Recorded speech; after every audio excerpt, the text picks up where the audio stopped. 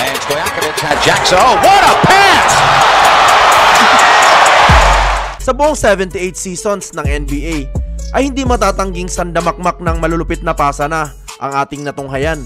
Magmula sa mga dating players kagaya ni Magic Johnson hanggang sa mga kahanga-hangang pasa na ginagawa ng kasalukuyang malulupit na passers ngayon sa NBA.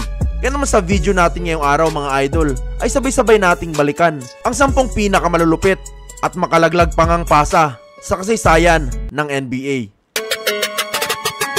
Unahin na nga natin dyan si Rajon Rondo. Magmula sa pagpasok niya sa liga noong 2006 hanggang sa huling season niya noong 2022, tanyag talagang malupit pumasa itong si Rajon Rondo. Sa lahat nga ng 10 kupunan na kanyang napaglaruan sa NBA ay paniguradong higit sa mabibilang mo ay ang kanyang magagandang highlights. Pero ang pinaka nakakahanga na siguro ay ang ginawa niyang pasa papunta sa shooter na si Ray Allen. Once in a while you get one that happens in 2 or 3 days, but not likely. When you look at Andrew Bogut, might have been the best pass of the season right there. Grabing bilis nga at kapulido ng pasa na yon mga idol. Kahit pa gumagalaw si Ray Allen ay tamang-tama pa rin ang pwesto ng bola sa kanyang mga kamay. Pero hindi lang si Ray Allen ang kanyang paboritong pasahan, kundi kahit pa ang isang kapilyedo nitong si Tony Allen. Hindi lang pang malakasang pasa ang binigay ni Rondo, kundi may kasama pang panggogoyo. James stolen by Davis. Ahead to Rondo. Rondo one man to beat. Swoops back to Allen. Credit pass and the finish. Kagat na kagat nga sa peke si LeBron mga idol. Loko nga siya ni Rondo. Kaya nga matapos ang maangas na play na ito ay ibang klase rin ang hiyawan ng mga tao.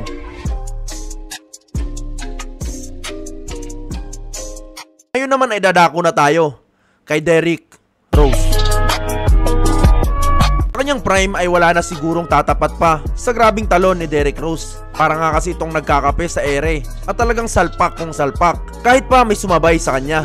Pero alam nyo ba mga idol na bukod sa dakdakan ay ginagamit niya rin pala ang malamay spring niyang mga paa sa pasahan. Kagaya na nga lamang ng ginawa niya noong 2014. Panoorin nyo na lang to mga idol.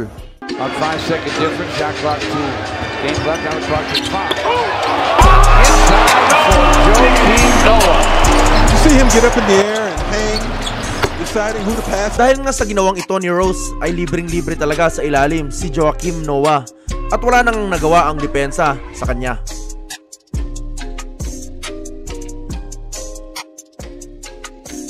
Ngayon naman ay isusunod na natin si Nikola Jokic. Talaga namang pinapahanga tayo ni Nikola Jokic sa kasalukuyan. Kahit pa nga sentro ito at 7-footer ay napakagaling naman itong mamasa na sobrang dalang lang na makita sa mga big man. Dahil nga yan sa talino niya. Pero minsan talaga magtataka ka kung may mataba ito sa likod ng ulo dahil sa mga ganitong ginagawa niyang pasa sa NBA. You know, in the NFL, they have a guy upstairs that's in charge of the challenge flag for the coaches. You should. That's not super relevant to an NBA game, but Jokic with an incredible pass to Aaron Gordon every night. Hanip 'di ba mga idol? Parang may mata sa likod. Alam na alam niya kasing andoon ang kanyang teammate na si Aaron Gordon na handang-handa naman sa ganitong pagkakataon. Ngayon naman ay dadako na tayo kay Peja Stojakovic. Si Peja Stojakovic ay kilala talaga sa kanyang magagandang bitaw sa malayo.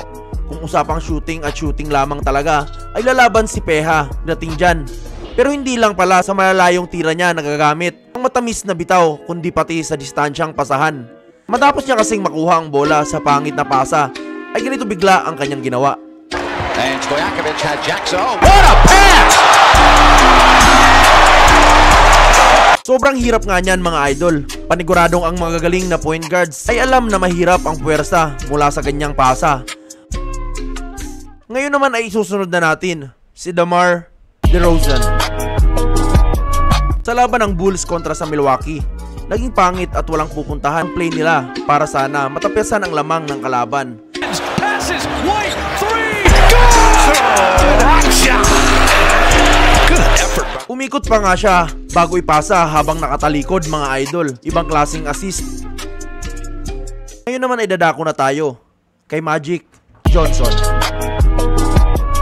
Armas talaga ni Magic Johnson ang kanyang pagiging magaling pumasa. Kaya ang magpasa hanggang ngayon ay tinuturing pa rin siya bilang greatest point guard sa kasaysayan ng NBA. At kung makakita ka ba naman ng ganitong klaseng pasa ay talagang hindi ka na magtataka pa.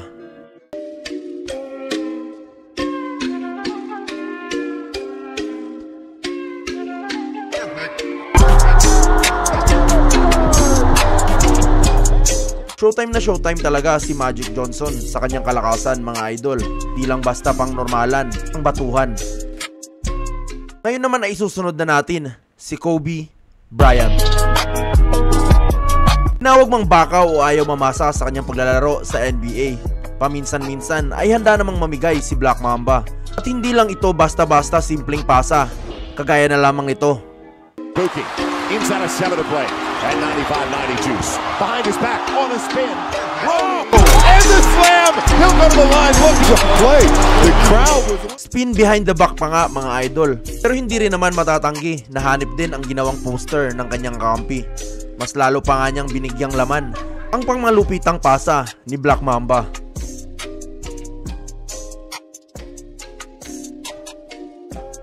Ngayon naman ay dadako na tayo kay Steph Curry. Paniguradong kapag nabanggit na ang pangalan ni Steph Curry ay puro shooting lamang ang pumapasok sa isip ng karamihan. Pero lingid sa kanilang kaalaman ay solidong passer din itong si Babyface Assassin. Isang halimbawa na nga riyan ay ang kanyang ginawa sa sentro ng Dallas na si Tyson Chandler. Panoorin nyo na lang to mga idol. Curry kicks it out. Barnes for 3. Puts it in. They're off to the races. Inakala nga ni Chandler na napigilan niya na si Stephen Curry. Pero nahulog pala siya sa plano nito. Ngayon naman ay susunod na natin si LeBron James. Nag-aabang ba kayo ng listahang wala si LeBron James mga idol? Pues hindi nga yan mangyayari mga idol.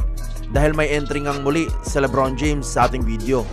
Hindi na naman pa nakakapagtaka ang mapasama siya rito dahil sa buong karera niya nga ay kilala talaga ito bilang malupit pumasa. At kung sa pinakapang malakasang pasa ay ito na siguro ang kanyang panlaban. Fends off Thomas, tries to get back to him. Smith missed it badly. It caroms out to James with a new shot clock. Oh, great no-look to Zizic who puts it home. Football and he might be a quarter. Napeke nga ang dalawang big man ng Lakers mga idol at walang nagawa kundi manood na lamang sa dakdak ng pinasahan ni LeBron. Ngayon naman ay dadako na tayo sa numero 1 at nangunguna pagdating sa pasahan na si Jason Williams. Si White Chocolate ay kilala talagang eksperto pagdating sa pasahan. Hindi man naging all-star o maski best player ng kanyang kupunan ay naging tanyag pa rin ang kanyang pangalan. Para nga niyang pinaglalaroan lang ang kanyang mga defenders sa kanyang galaw at kaparis pa niyan ang malikhain niyang mga pasa. Pero kung may highlights man kung saan siya pinakaumukit ay ito na marahil ang ginawa niya sa 2000 Rising Star Game. Panoorin nyo na lang to mga idol. The Friends the rebound. Sophomores out on the move. Williams in the middle. Behind the back to the Friends. Down the lane. He drew the foul. The all the great passers.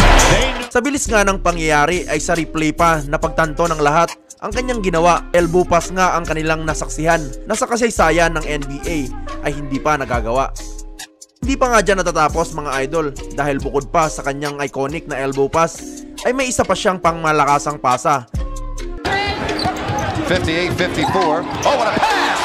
Oh, boy! Jason Williams, and we'll see you. Siyempre madami pang malupitang pasa ang hindi pa natin nasama mga idol. At kung gusto nyo ng part 2 ay ikomento lang sa ibaba ang inyong mga idolo at opinyon. Bali dito na nga muna magtatapos ang ating video mga idol. Hanggang sa muli, maraming salamat sa panonood.